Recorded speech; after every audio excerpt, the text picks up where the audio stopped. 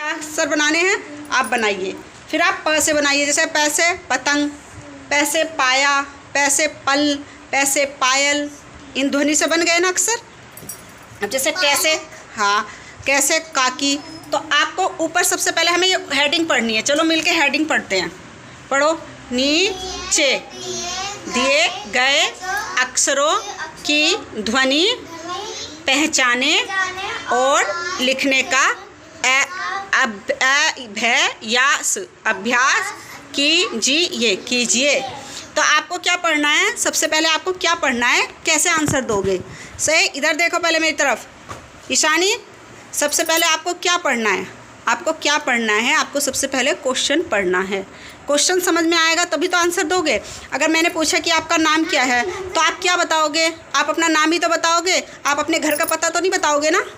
और यही हमारी मिस्टेक क्या होती है एग्ज़ाम में, पेपर में, टेस्ट में। हमारी प्रॉब्लम क्या होती है, हम क्वेश्चन पढ़ते नहीं हैं, हम क्वेश्चन समझते नहीं हैं, और हम क्या करते हैं आंसर एक सीरीज से आंसर याद कर लिए और पेपर में उल्टा पुल्टा दे दिया। टेस्ट में तो उल्टा पुल्टा देंगे वो, तो हम समझेंगे नहीं तो गलत कर देंगे। हमें याद क्वेश्चन हमने कोई था और आंसर हमने किसी चीज़ का दे दिया। ठीक है, हमने ना पूछा आपसे नाम और आपने आंसर क्या दे दिया, एड्रेस। क्यों?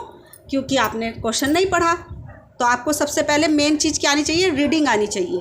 आपको रीडिंग आएगी तभी आप लर्न कर पाओगे, आपको रीडिंग आएगी तभी आप क्वेश्चन समझ पाओगे। समझे बात को? ईशानी समझ में आई बेटा बात?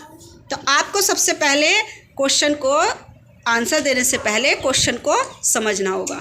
ठीक है, question is very important to understand. हमें क्वेश्चन को भी समझना होगा। ऐसा नहीं कि हमें आंसर याद है, हमने झट मोटा मोटा किया, आंसर लिख दिया। नहीं करना, नहीं ऐसा नहीं करना ना।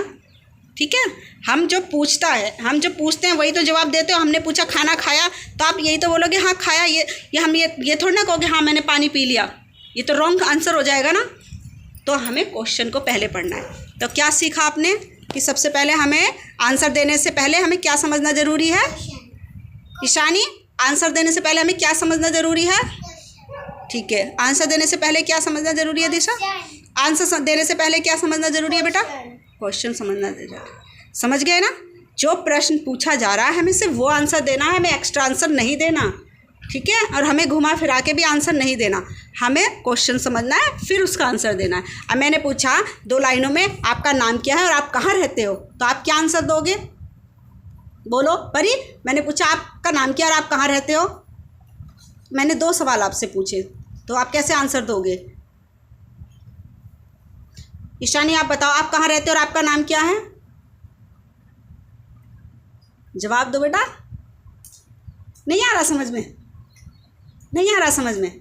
मैंने पूछा आपका नाम क्या है और आप कहाँ रहते हो।